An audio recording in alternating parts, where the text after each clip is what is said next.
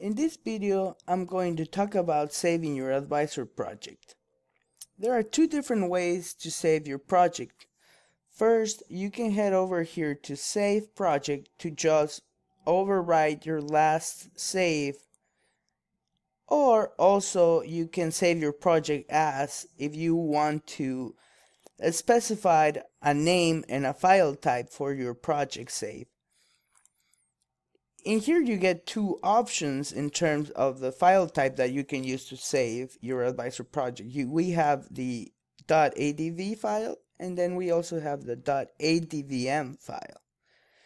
The difference between the two is that an ADV file will not contain any of the data that's being presented in the charts.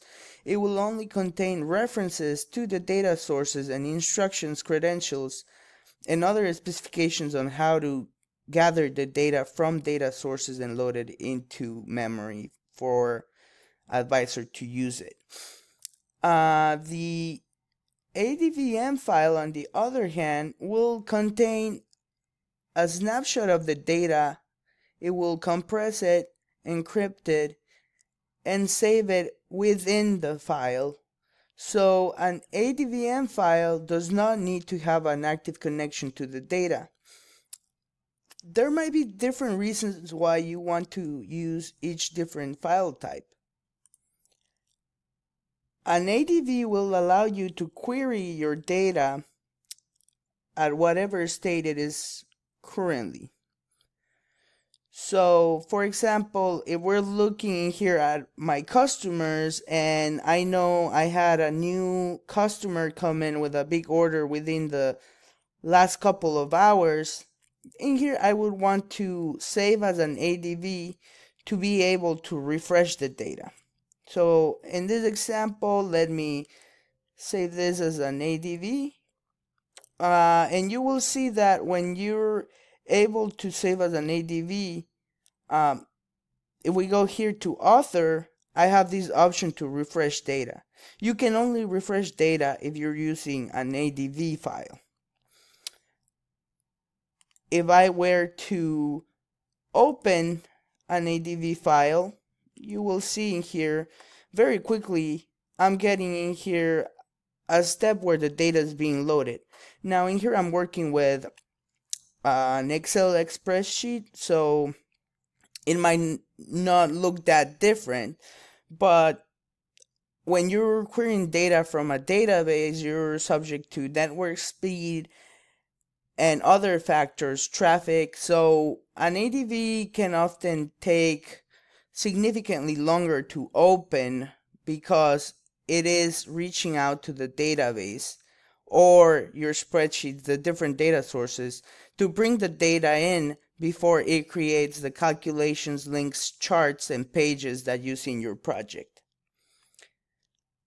Next, the reason why you would want to use an ADVM is because the data would be optimized within Advisor to be used, so it'll open very quickly. But an additional benefit is, if you want to send a snapshot of your data to some colleagues so that you're looking at the same set, you can do that with an ADVM.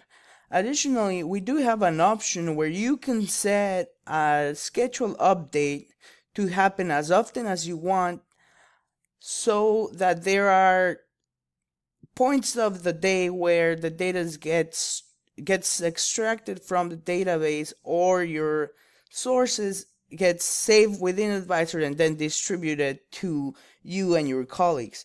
For more information on that, we do have a video on our section for implementers on how to set a scheduled task to set an automatic data refresh.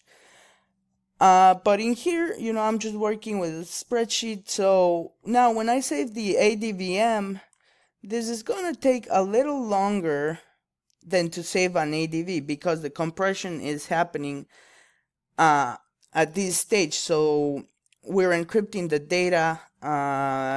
So you might notice when working with longer data sets, saving an ADVM takes a little longer than an ADV.